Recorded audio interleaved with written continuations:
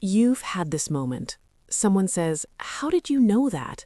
And you can't explain it. You didn't analyze, you didn't calculate, you just felt the truth before it was spoken, and somehow you were right. You're sitting across from someone new. The conversation is casual, safe, but beneath the words you sense tension. You notice the micropause before they answer, the slight tightening around their eyes, the way their energy shifts when a certain topic appears, and suddenly, without knowing how, you understand something they haven't said. Not because you're psychic, but because you're attuned. INFJ perception isn't magical, it's neurological. Your brain runs multiple perceptual layers simultaneously. While others track conversation, you track emotional rhythm, behavioral inconsistencies, energy shifts, unconscious patterns. Your intuition doesn't guess, it synthesizes. It takes dozens of microsignals and compresses them into a single knowing, which is why you often can't explain your conclusions. The processing happens below conscious awareness. You receive the answer, but not the math. But here's the part nobody talks about.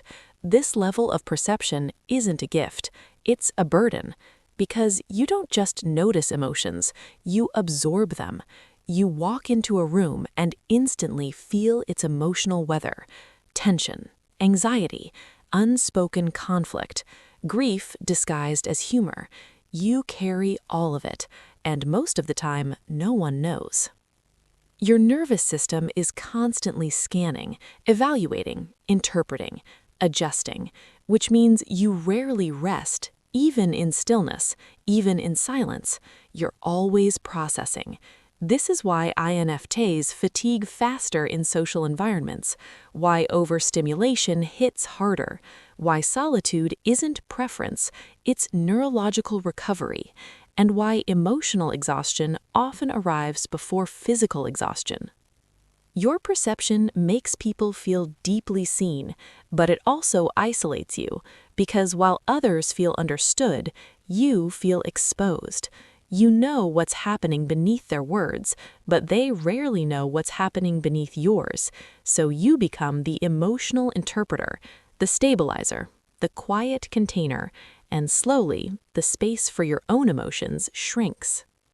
Over time, this constant observation builds an internal database: human behavior, defense mechanisms, attachment wounds, coping strategies. You don't just see emotions, you see trajectories.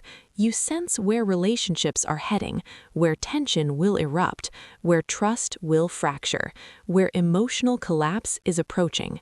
Not because you're predicting, but because you recognize the early signals of inevitable outcomes, and once you see those patterns, you can't ignore them.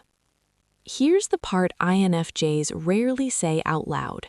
Sometimes you wish you didn't know. You wish you could sit in a conversation and not sense the sadness behind the laughter, the fear behind the confidence, the loneliness behind the charm. Because knowing means carrying, and carrying eventually means weight. This is why INFJs retreat, not because they dislike people, but because their nervous system needs quiet. Here's the psychological shift that protects your energy. Stop trying to hold emotional information. Let perception pass through, not stick. Observe, acknowledge, release. You don't have to solve what you sense. Your awareness is enough. You don't read minds, you read patterns. You don't sense emotions, you sense systems. You don't carry wisdom, you carry awareness. And awareness is powerful, but only when paired with boundaries, because perception without protection becomes exhaustion, and exhaustion eventually silences intuition.